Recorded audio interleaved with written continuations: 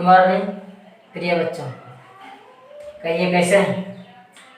कल वीडियो देखे थे ना, कैसा लगा? आइए अब उसमें भी और कुछ बचा हुआ था, तो आज आपको फिर से बता रहे हैं कि आपका लर्न विथ JCI एजुकेटर नामक चैनल पर आपका स्वागत है।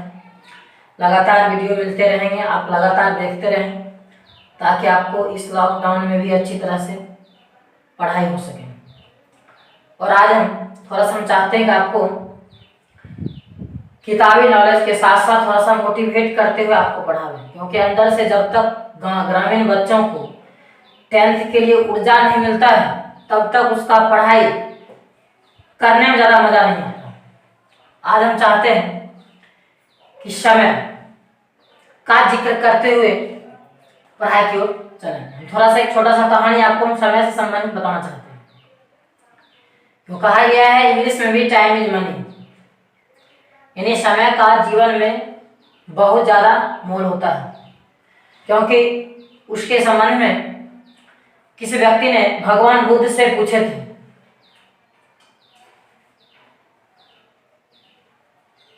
क्या पूछे थे पता है? समय के बारे में।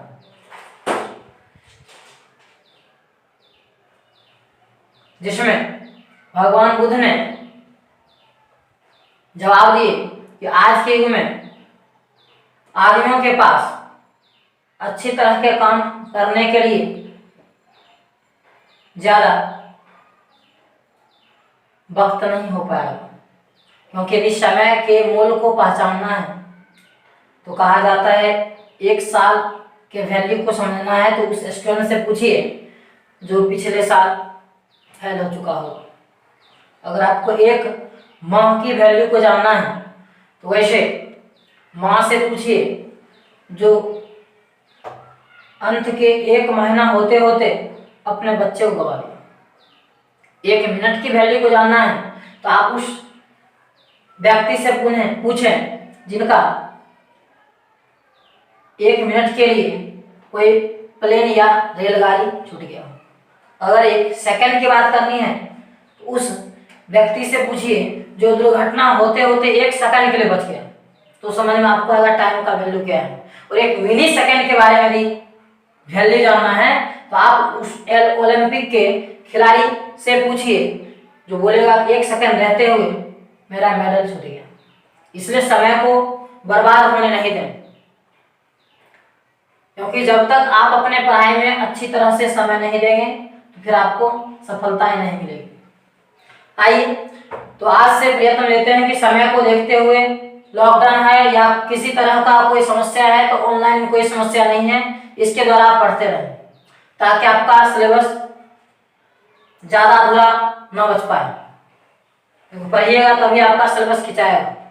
आइए तो कल के थोड़ा सा वीडियो का चर्चा करते हुए हम चाहते हैं आगे की पढ़ाई को स्टार्ट करें, क्योंकि आपको कल बताया गया था एक चीज कि उत्पत्ति यानी प्राणी शास्त्र के आधार पर संसाधन के 2 प्रकार, उसका परिभाषा हम बता चुके थे, समझे भी होंगे हमें आशा है। आज हम जानेंगे कि उपयोगिता के आधार पर संसाधन के कितने प्रकार होते हैं, उसको 100 उदाहरण परिभाषित करेंगे। उसके बाद स्वामित्व के आधार पर संसाधन के 4 प्रकार होते हैं, जैसा कि कल बताए थे कल वाला वीडियो में, तो उसको भी हम परिभाषित करते हुए समझेंगे। फिर लास्ट में कुछ क्वेश्चन देंगे जो आपको अगले वीडियो के लिए बना करके लाना। आइए शुरू करते हैं कि उपयोगिता, जैसा कि अभी हम तुरंत बताए हैं, उपयोगिता यानी उपयोगिता के आधार पर कितने तरह के संसाधन। तो आइए लिखते हैं।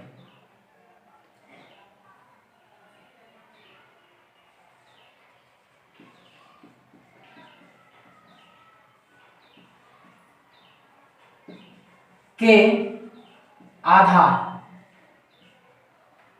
पर संसाधन का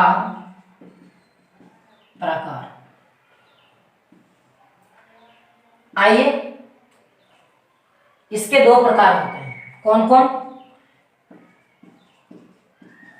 नवीकरणीय संसाधन, दूसरा है आपका नवीकरणीय संसाधन। आइए हम जानते हैं अब आखिर नवीकरणीय संसाधन क्या है और अनवीकरणीय संसाधन क्या है। तो दोनों का परिभाषा समझते हैं। सबसे पहले देखिए, नवीकरणीय संसाधन एक ऐसा संसाधन होता है जिसको भौतिक, यानी नवीकरणीय संसाधन एक ऐसा संसाधन होता है जिसको भौतिक, रासायनिक अथवा यांत्रिक विधि के द्वारा क्या होता है, तैयार किया जाता है और उस पर समझिए एक लंबी समय के लिए निर्भर भी रहा जाता है। जैसे मान लीजिए सौर ऊर्जा, क्या उस पर निर्भर हो सकते कि नहीं हो सकते लंबी समय तक? अगर एक बार खराब भी हो जाए, हम दूसरा फिर जो भी उसका सिस्टम है बाजार से लेकर के हम उस ऊर्जा को प्राप्त कर सकते हैं। परंतु यदि आपको अनवीकरणीय के अंतर्गत कोयला, पेट्रोलियम की बात कहा जाए, क्या ये अगर एक बार मानते हैं किसी एक जगह अगर कोयले की खान है, वो अगर खत्म हो जाए, फिर क्या दोबारा वहां से हम प्राप्त कर सकते हैं? फिर उसके लिए दूसरा रिसर्च करना होगा, कोयले की खान कहाँ है। अर्थात ये संसाधन एक बार खत्म हो जाए तो फिर दोबारा आप बना नहीं सकते हैं, बट नवीकरणीय संसाधन खत्म हो जाए तो आप उसको बना सकते हैं। आइए इसको परिभाषा से समझते हैं।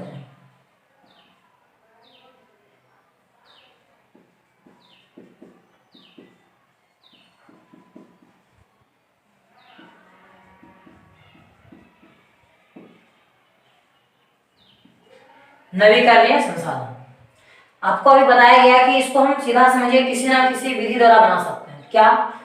तो हम लिखेंगे वैसा संसाधन जो भौतिक,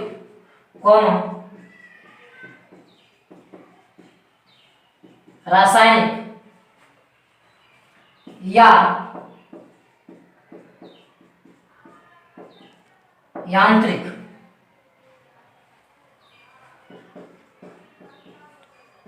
विधि के द्वारा तैयार करते हैं, यानी बनाते हैं।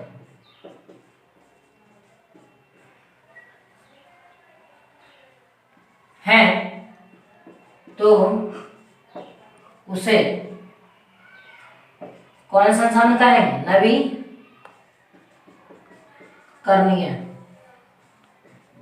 संसाधन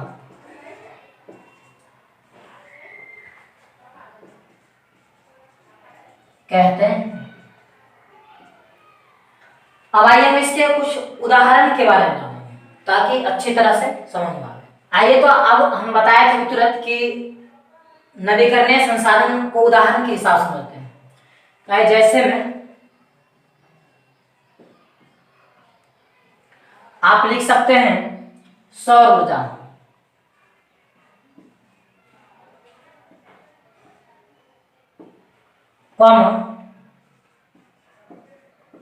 पवन ऊर्जा इत्यादि।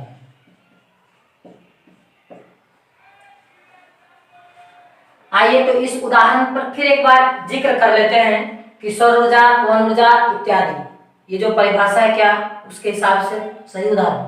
तो अभी आपको बताया गया कि वैसा संसाधन जो भौतिक, रासायनिक या यांत्रिक विधि के द्वारा तैयार किया जाता है अथवा बनाया जाता है, उसी को हम क्या कहेंगे? नवीकरणीय संसाधन। तो आप बताइए सौर ऊर्जा, पवन ऊर्जा को क्या कोई मनुष्य ही बनाया होगा? अर्थात इसको बना सकते हैं, सीधी बात है। तो आइए हम पुनः जानते हैं दूसरा इसका जो प्रकार था नवीकरणीय का उल्टा नवीकरणीय संसाधन। आइए लिखेंगे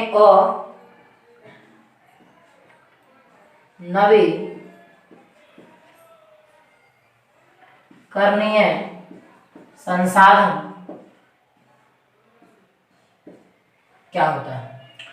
आइए तो हम बोलेंगे वैसा संसाधन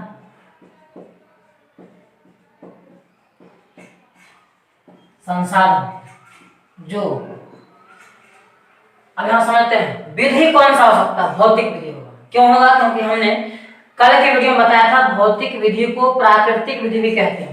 अब सोचिए इसके अंतर्गत उदाहरण ऐसे कोयला, पेट्रोलियम निश्चित रूप से हम लेंगे। तो क्या कोयला को आप सोचिए हम भौतिक यानी प्राकृतिक विधि द्वारा ही बना सकते हैं, यानी भगवान का विधि है, हम आप उसको नहीं बना सकते हैं, वो प्राकृतिक नियम से ही बने। यहां हम लिखेंगे जो भौतिक यानी प्राकृतिक, चलिए वो भी लिख देते हैं, यानी प्राकृतिक विधि के द्वारा बनाते हैं तो उसे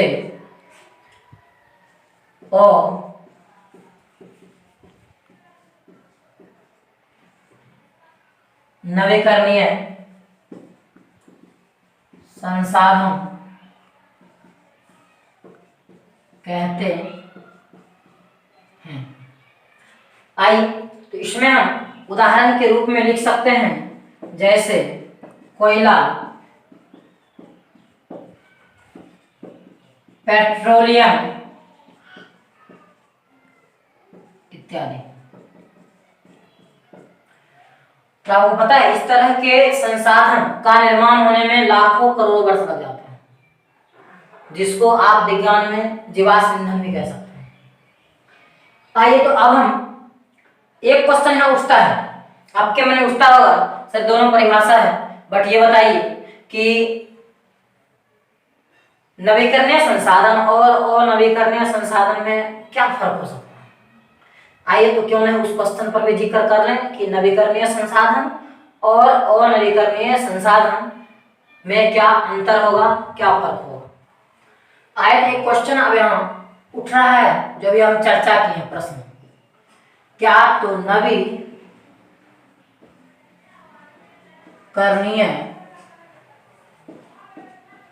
संसाधन और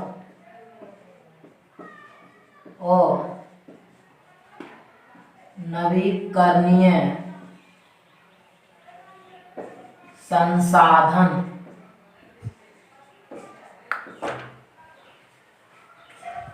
में क्या अंतर है। आए तो इसके लिए दो बॉक्स बनाएं और इस तरह का क्वेश्चन आपको बता दें एग्जाम में 2 नंबर का, और इस तरह क्वेश्चन बता दें एग्जाम में 2 नंबर का पूछा जाता है। आइए तो हम जानेंगे उत्तर। क्या तो नवीकरणीय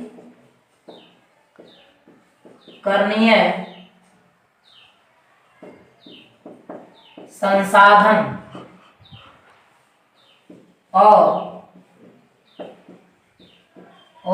नवीकरणीय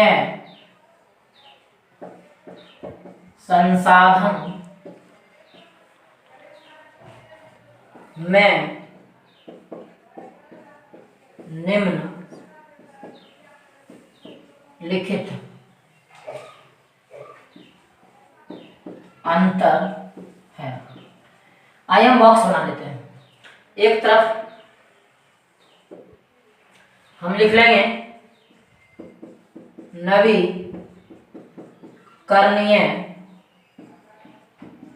संसाधन, दूसरी तरफ लिखेंगे नवीकरणीय संसाधन।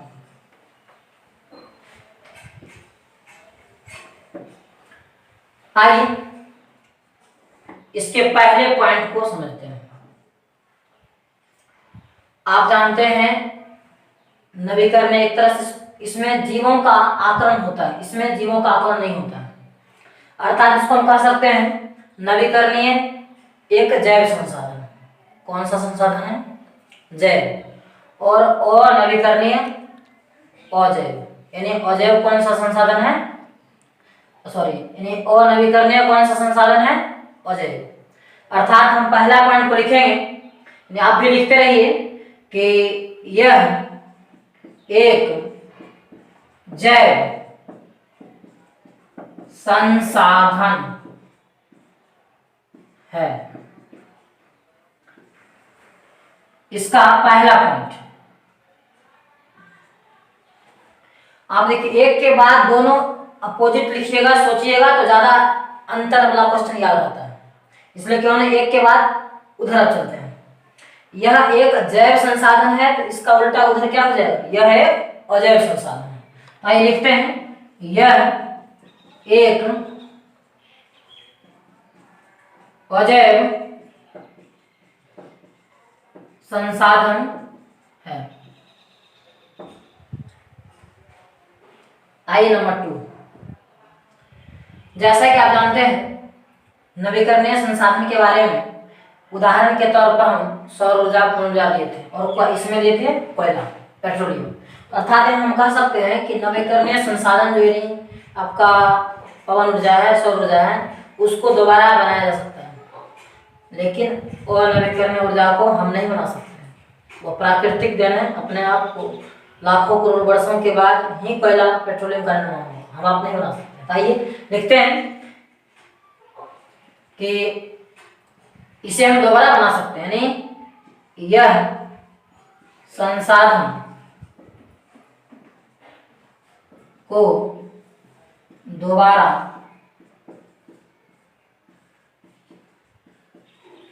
बनाया जा सकता है। और इसमें क्या लिखते हैं? इसका उल्टा, यह संसाधन अर्थात उसके बारे में, वह संसाधन दोबारा बनाया नहीं जा सकता। ये लिखते हैं, यह संसाधन को दोबारा नहीं बनाया जा सकता है।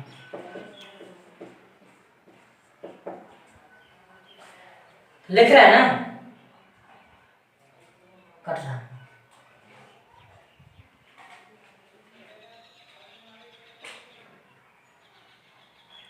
इसके बारे में पूछ रहा था। आइए तो लिखेंगे, यह संसाधन को दोबारा नहीं बनाया जा सकता है।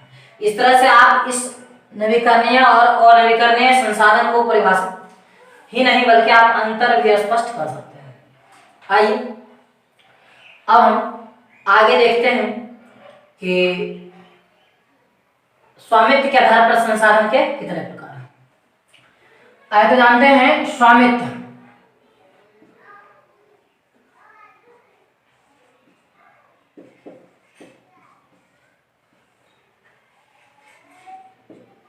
स्वामित्व के आधार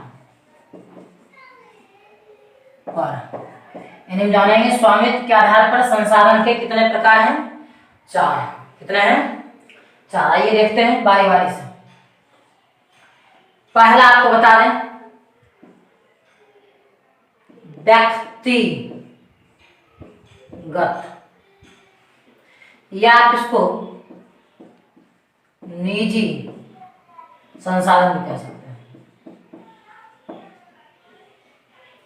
क्योंकि व्यक्ति का मतलब ही होता है निजी संपत्ति। मान लेते हैं कोई गाड़ी घर में है, मोटरसाइकिल हो, 4 चक्का हो, लोग कहते हैं मेरा अपना व्यक्तिगत गाड़ी है या निजी गाड़ी है। निजी संपत्ति, व्यक्तिगत संपत्ति का अर्थ सेम होता है। आइए दूसरा प्रकार, व्यक्तिगत के बाद थोड़ा सा ऊपर स्टेप को उठिए तो क्या होगा? सामाजिक स्तर पर क्या होगा? अपना को छोड़ दें तो समाज पर चल जाएगा, यानी सामाजिक या सार्वजनिक संसाधन। आइए तो आप इसको सामाजिक या सामुदायिक या सार्वजनिक 3 नाम से इसको आप पुकार सकते हैं। सामाजिक, सामुदायिक, सार्वजनिक संसाधन। आइए तो हम लिखते हैं सामुदायिक, ब्रैकेट में हम क्या लिख सकते हैं, सार्वजनिक संसाधन।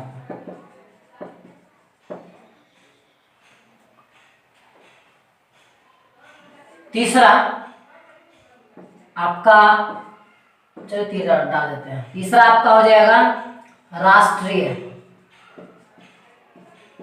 संसाधन, और लास्ट में आपका अंतर राष्ट्रीय संसाधन। ये थोड़ा सा छोटा है, यदि आपको लिखने में दिक्कत हो रहा है हम बोल दे रहे हैं अंतरराष्ट्रीय। क्या लिखना है, अंतरराष्ट्रीय संसाधन। आइए हमने जाना स्वामित्व के आधार पर संसाधन के 4 प्रकार, व्यक्तिगत या निजी संसाधन, दूसरा सामुदायिक या सार्वजनिक संसाधन, तीसरा राष्ट्रीय संसाधन, चौथा अंतरराष्ट्रीय संसाधन। पहले इसको समझते हैं बारी बारी से, उसके बाद लिखेंगे। व्यक्तिगत या निजी संसाधन, मान लेते हैं कि आपके पास अपना घर है, खेत है, खलिहान है, गाड़ी है, घोड़ा है, उसको आप किस तरह के संसाधन कह सकते हैं, व्यक्तिगत ही कर सकते हैं। तो हम इसके बारे में लिख सकते हैं वैसा संसाधन जिस पर किसी खास व्यक्ति का अधिकार हो और उसके बदले में वह व्यक्ति सरकार को क्या देती है, लगान, टैक्स। क्यों, भूमि का टैक्स नहीं लगता है, गाड़ी का टैक्स लगता है, तो उसको टैक्स सरकार को देती है। उस तरह के संपत्ति को हम क्या कर सकते हैं, व्यक्तिगत या निजी संसाधन। आइए अगला दूसरा आपका सामुदायिक या सार्वजनिक संसाधन। क्या आप शमशान, घाट, मस्जिद, मंदिर, खेल का मैदान, क्या आप इसका नाम सुने, उसको आप किसके अंदर रख सकते हैं, एक सामुदायिक या सार्वजनिक के तौर पर। क्यों, मैदान में आप जानते हैं समाज का हर वर्ग का बच्चा खेलने जा सकता है।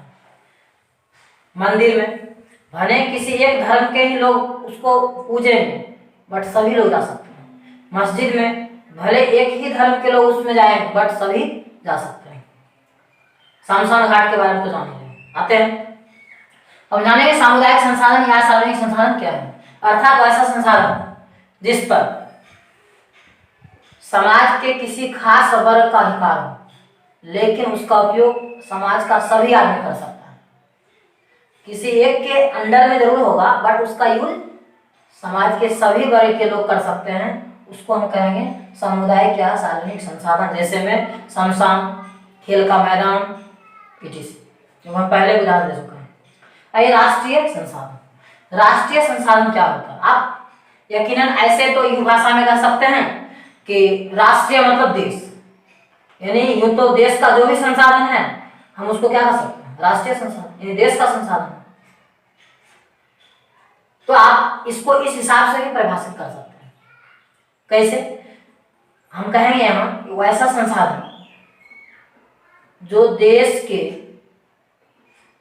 राजनीतिक क्षेत्र, क्योंकि एक देश का बॉर्डर होता है, नक्शा मैप होता है, उसके तौर पर राजनीतिक तौर पर देश का जितना भी भूमि होगा और वहां से फिर समुद्र तरफ या सागर महासागर की तरफ 19.2 किलोमीटर, कितना 19.2 किलोमीटर तक के सागरीय महासागरीय क्षेत्र को भी हम क्या कह सकते हैं, राष्ट्रीय संसाधन।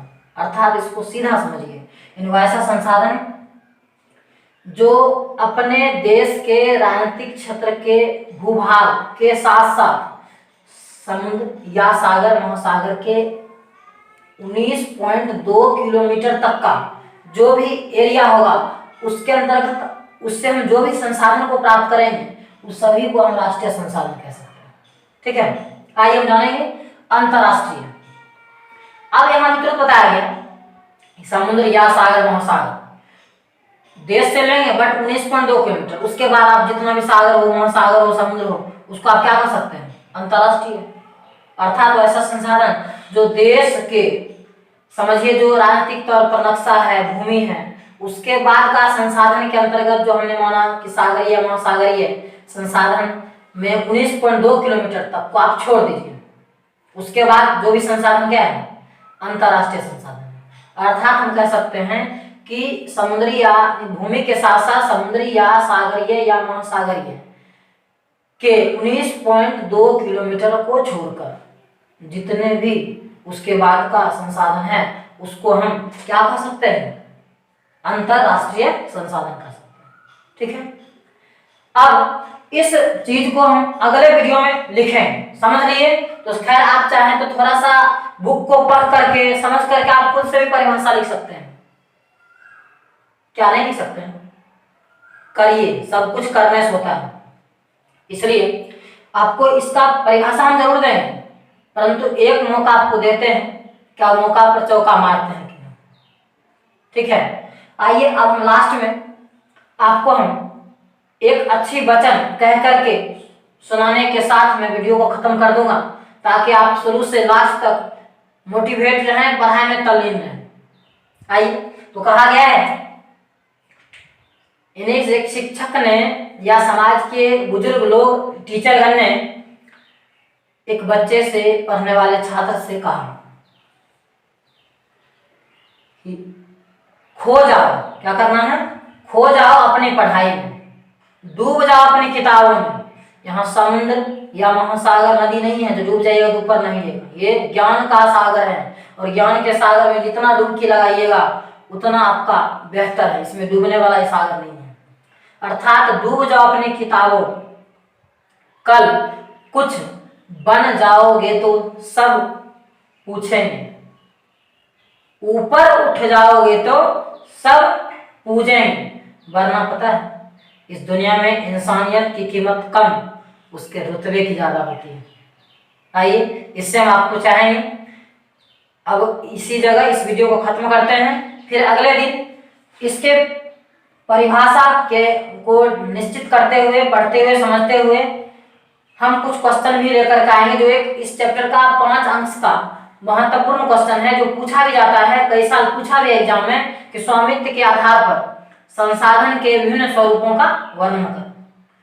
तो इसी क्वेश्चन को जो हम समझाए थे, इसका सारा आंसर उदाहरण आप लिख दीजिए, तो समझिए आपका उस क्वेश्चन का आंसर हो गया। इस तौर पर आपको हम समझिए कुछ होमवर्क भी दे दिए कि क्वेश्चन मान लीजिए आप यहाँ स्वामित्व के आधार पर संसाधन के जो भी विभिन्न स्वरूप है उसको परिभाषित करो।